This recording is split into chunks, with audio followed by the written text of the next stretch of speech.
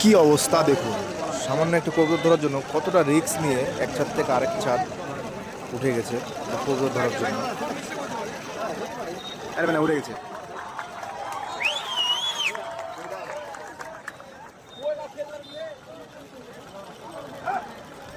এই আবার বসছে ওখানে।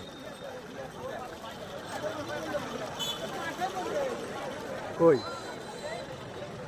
ওই যে এই বাড়ির ইয়াতে বসছে।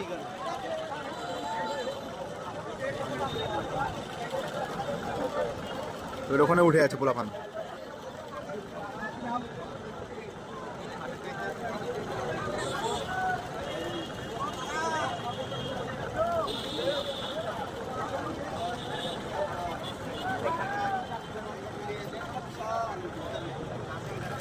উঠে গেছে ছেলেরা,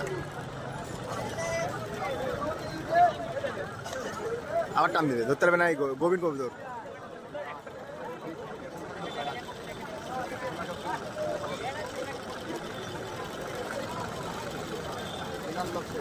ওই যে উড়ে গেছে আবার।